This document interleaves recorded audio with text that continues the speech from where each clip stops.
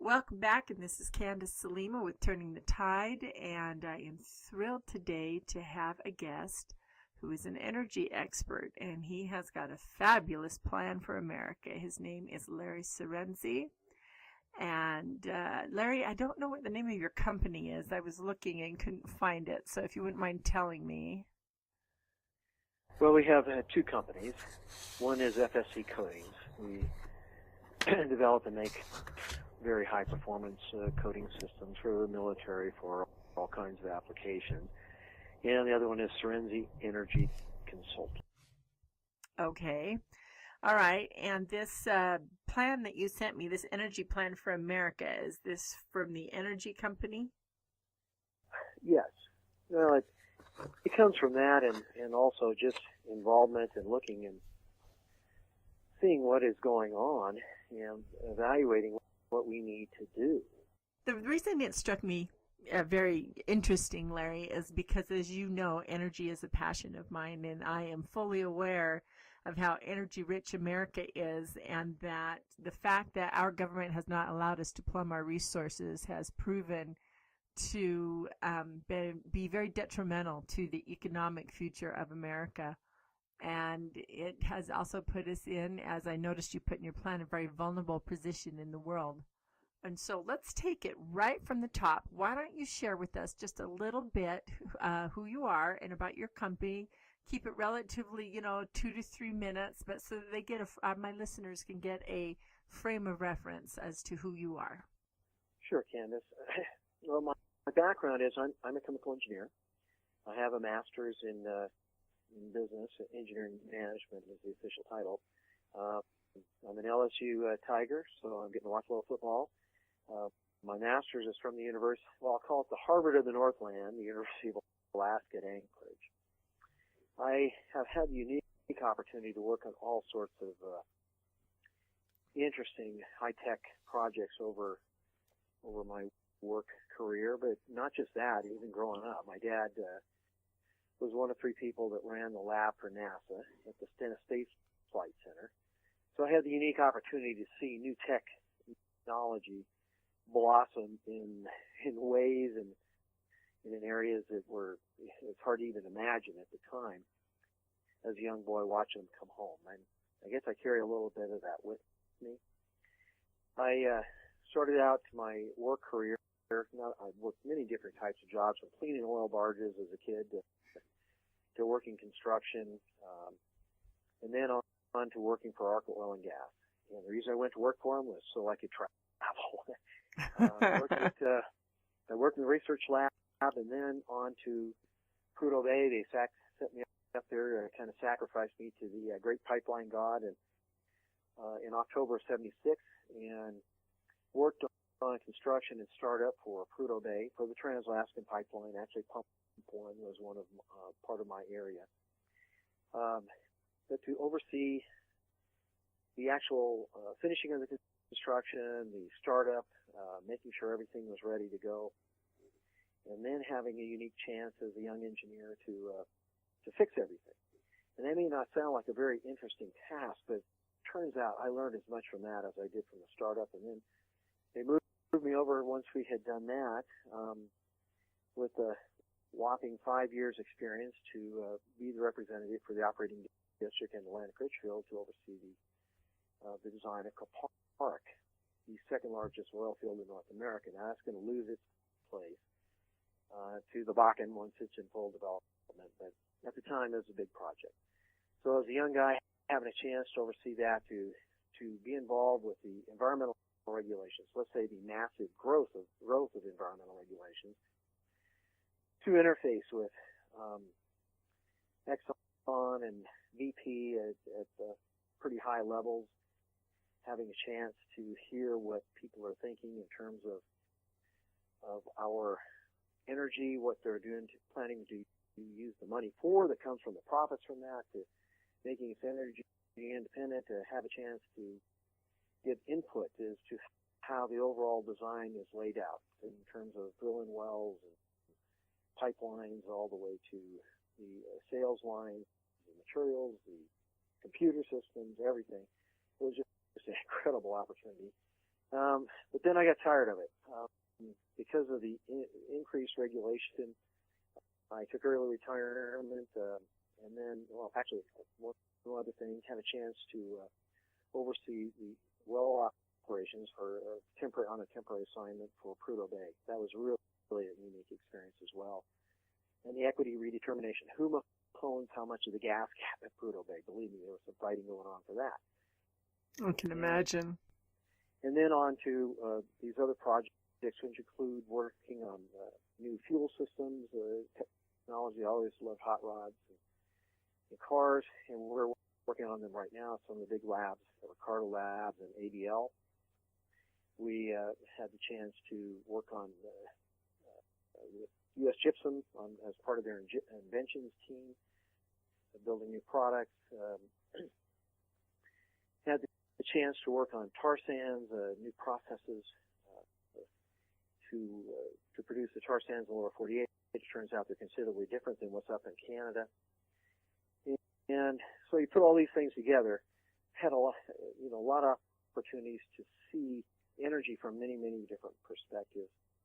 I've been on offshore platforms. I've been on an offshore platform where I lift off and the thing blew up just as I took off, and then it took inlet. So, oh my goodness! It gives you quite a perspective of our country, seeing it in its strength, seeing major projects go and then watch it decline with the increased regulation and I can say dubious policies. Well, that's a kind way to put it. Yeah, I'm trying to be kind. Dubious policies, which there are benefactors, and it's not. I believe it's not the American people. Well, what it boils down to, Larry, just really quickly, what it boils down to is that the American people are last. Our president has put the American people last in all things and all places, and both parties have gone out of their way to neutralize the American people. Now, sad for them, it's not working out. They got a bunch of really mad Americans on their hands now. But we just say it as it is. They have sabotaged the American people, and we're actually going to go into several different phases of what's going on. And so let's start right off with why isn't a new energy policy necessary? I mean, I obviously have all my own ideas, but I'm going to let you speak and share with why you feel we have got to chuck the energy plan we have now and completely restructure it. I had one little additional thing. As I started looking at people needing to step up, and everybody says, well, why isn't somebody doing something else? I had an interesting thing happen, and that is what's given me the confidence to proceed with the energy policy and the full reindustrialization. Producing our way back to prosperity is the title of the entire plan. And then 20 and 20 is the energy portion, which obviously I believe energy is number one, yet you can't build our economy without having the ability to build stuff. And like we did 30, 40 years ago, we were the world's builder of pipe, of valving, you name it. But there was one other thing that happened that gave me the confidence. And if you don't mind, I just want to touch on that briefly. About a year and a half ago, Toyota was having problems with their cars. And if you remember the problems with the foot pedal sticking and the brakes and the transmission, yes, there's all kinds of malfunctions. And you may remember on TV, Mr. Toyota and I wish I forgot the fellow's name of Toyota America got up there, and at the end I'm just going, these guys don't know what they're looking for. They don't understand the problem.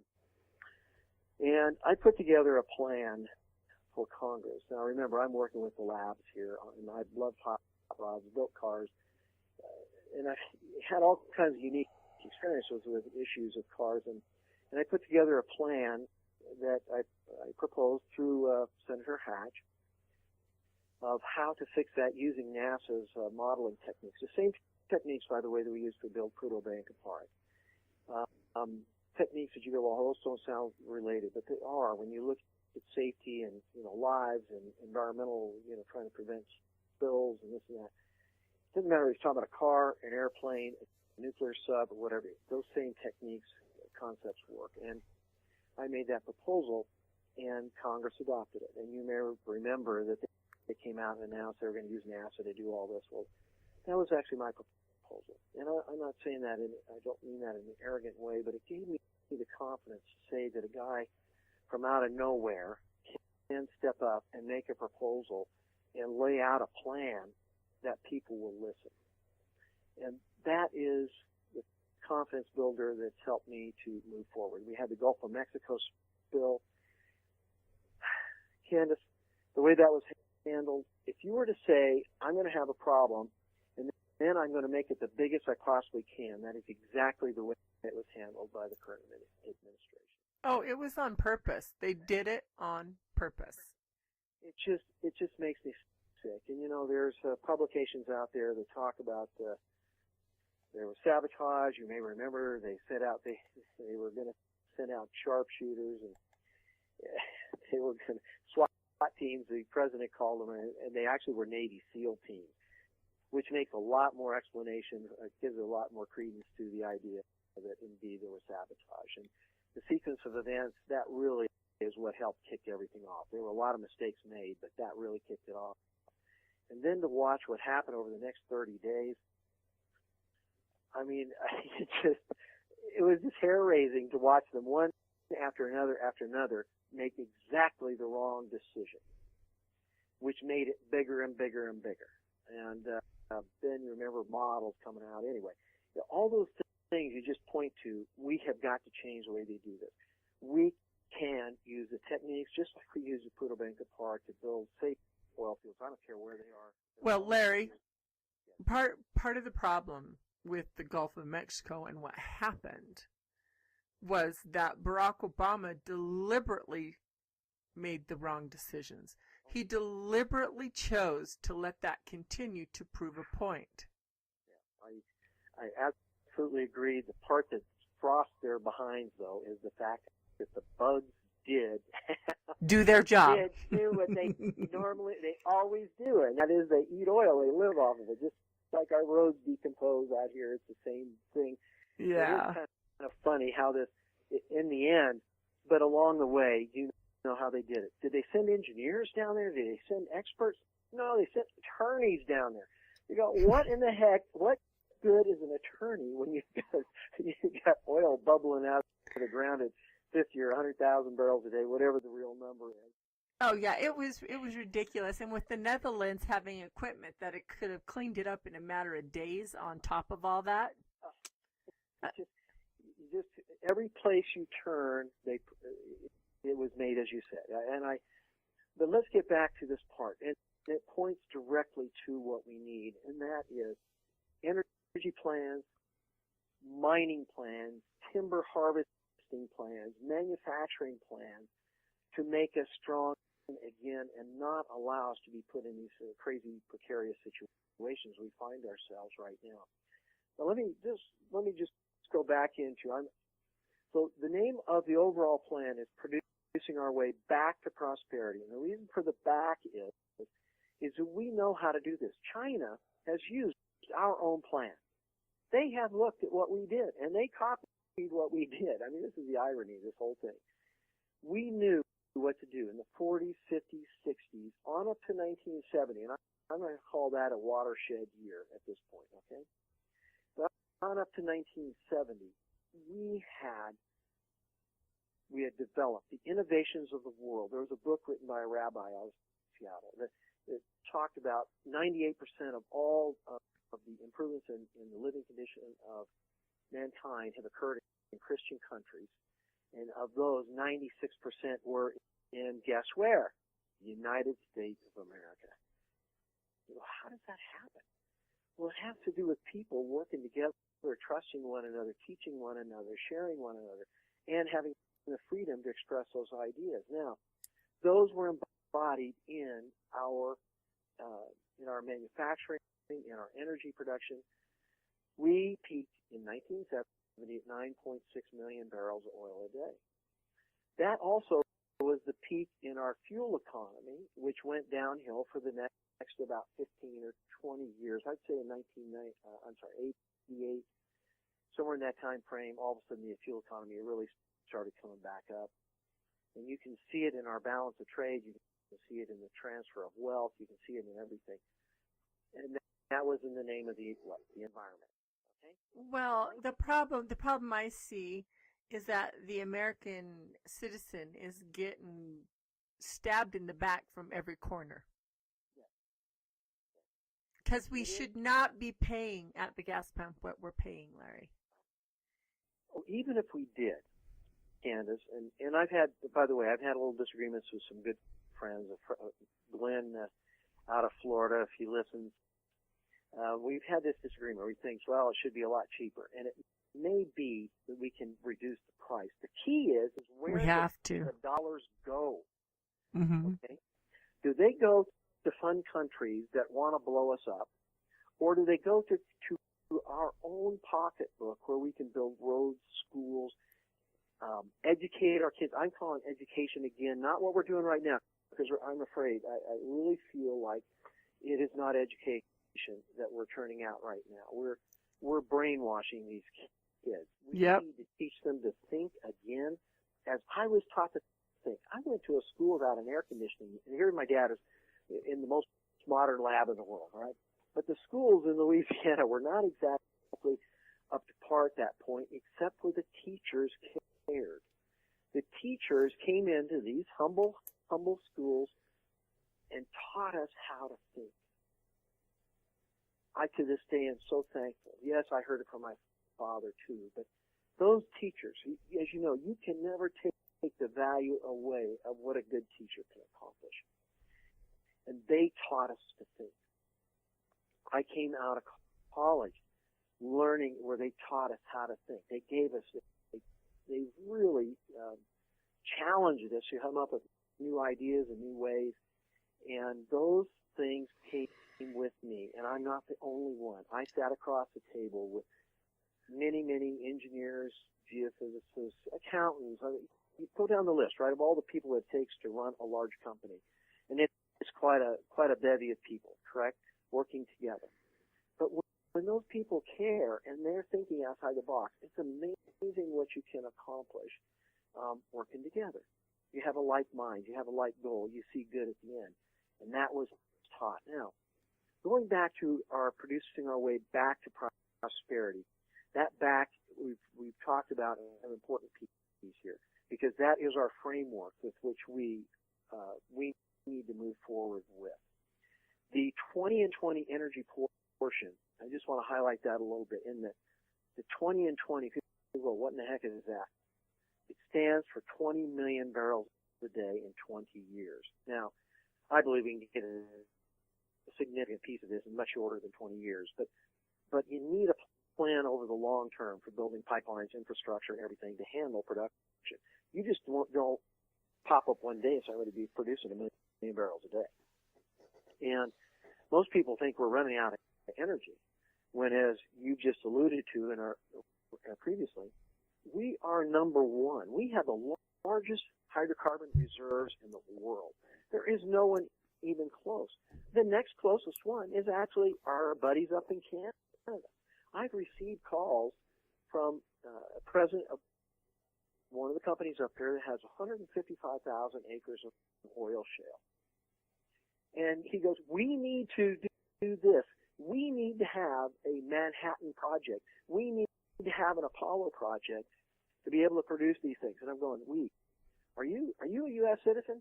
He goes, Larry, look, who cares about Canada or the United States other than us Canadians or you, U.S.? We are in this together. And I just thought it was an ironic. Well, he's right. Yes, he goes, nobody else cares. And if we're not protecting each other's backsides, we've got lots of resources. You've got resources. But if we work together to develop them, we now are in a power position again where we're not begging other people to send us their goods, or we can now produce and take care of our people, our country, take care of debt. And of course, they're all looking at our debt, right? Well, everybody is.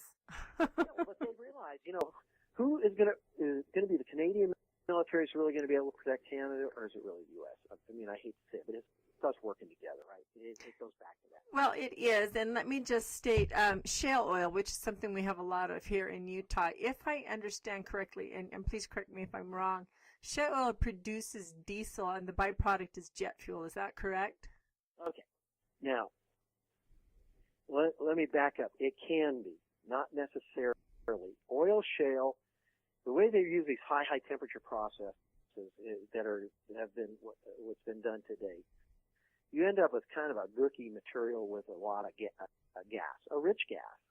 But nevertheless, it's not in the form that you'd want. Now, what I talk to you about, coming from this plan, let me back up a little bit. We have a lot of coal. We have a lot of oil shale. We actually have a lot of tar sands, not on the same plane with what Canada has, but it appears we have hundreds of billions of barrels, okay? And we haven't really looked. So we don't even really know how big that resource is. Does that make sense? Yes, it does. We have a huge amount of everything. And Utah's got a bunch. Wyoming's got it. Colorado's got it. Texas has got it. Alaska definitely has it. But unfortunately, a lot of that's up at north of the Arctic Circle. And tar in the Arctic Circle are probably not your most compatible situation. I wouldn't think so. Even though Canada's doing it in some pretty cold areas, it's nevertheless, we're looking lower 48 for the tar sands and the oil shale. But we have lots of these resources. We have lots of natural gas. And out of that, I began asking questions. As you know, I had some ideas, but some friends of mine popped up that had worked on the original Star Wars weapons. And they said, "We got an idea, Larry. We think what you're talking about is okay, but we think this is better." And lo and behold, we used some extraction technology that was developed out in Vernal. It's the only one that's ever worked, by the way. And combined that with these, with the directed energy, and we'll call it Star Wars weapons. And lo and behold, we did. We produced diesel. We were able to produce, show that we could generate gasoline, aircraft fuel, all sorts of different things. Okay. Now, the oil shale that was sent to us by the country of Jordan, the king of Jordan, actually did come out very close in our extraction process of being spec diesel. But the other things needed some help. Does that make sense? Yeah. So initially it's diesel and jet fuel, but with your technology and what you guys have put together, you can get more out of it. Is that correct? Yes. And this is like almost beyond. This is truly Star Wars kinds of transforming technologies. Okay, it just makes everything. Talking about coal to liquids, natural gas to liquids, and basically being able to tailor it. Now, so there's a big key. So we're talking about trillions and trillions of barrels of oil equivalent. If T-Boone is right, we have about 2 trillion barrels equivalent of natural gas. If we, and I say if he's right, he's done a lot of work in that area, and I'm certainly not going to try to discredit what he's done because I think it's good work. And then we're talking about coal, just the Escalante staircase, if you remember. I looked at that. There's 30 billion tons. That's the richest low sulfur coal in the world. That's what the USGS says, 30 billion. Which is why Clinton sewed it up. And equivalent, to get that into a perspective people can understand a little better, that's about 5 barrels of oil per ton. It's so rich, all right? So each ton, so all of a sudden you're talking, whoa, that's 150 billion barrels in place. How many barrels has Prudhoe Bay produced since 1976? Of which, interject one little more interesting thing. I was the guy that gave the instruction for the first barrel to flow in nice. December of 76. And so that start point to now, we got 16 billion barrels have been produced, maybe 16 and a half. Larry, let me ask this question. How much does the Middle East produce? Well, they're around 10 million barrels a day, and that number seems to vary a bit. You know, the largest producer in the world is actually Russia right now. And how much are they producing?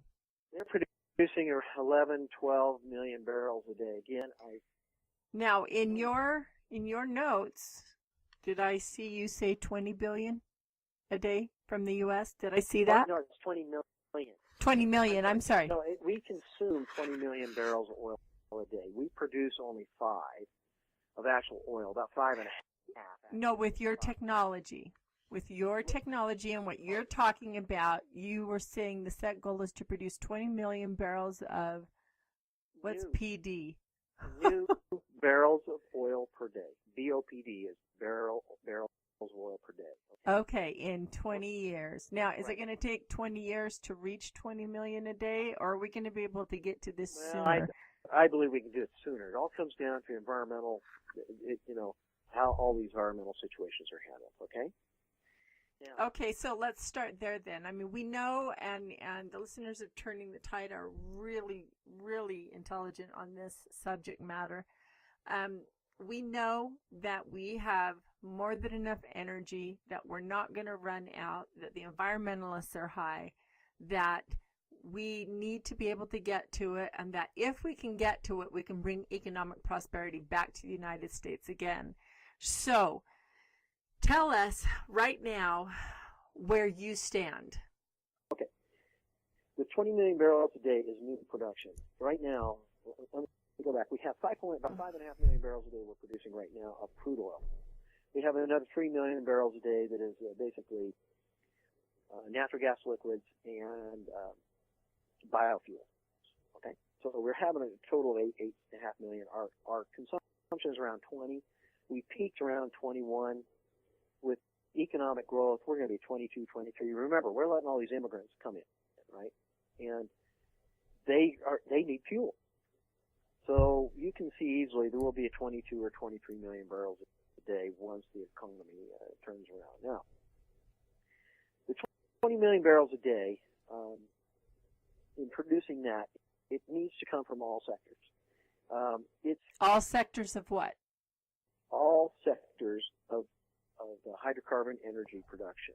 Now, we have light oil, and people say we're running out, and I'm going to address that in just a second. We've got light oil. We've talked about coal, converting coal to liquids. We've talked about natural gas. We need natural gas as natural gas. We need natural gas as liquids.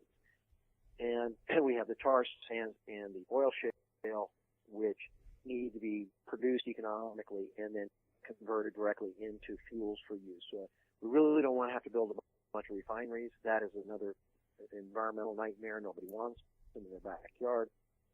And that's, of course, using these Star Wars weapons is the ability to take this using directed energy and converting these things directly to fuels is an incredible advantage right on the production site now. So there's no need with the technology. There's no need for refineries anymore. Is that what you're saying? Not the complex refineries that we have right now. We're using platinum, palladium, and lanthanum, which is and other rare earth elements in there, which we may not even be able to get if this keeps up. You know, the way China's jacking up the price and threatening to cut everybody off.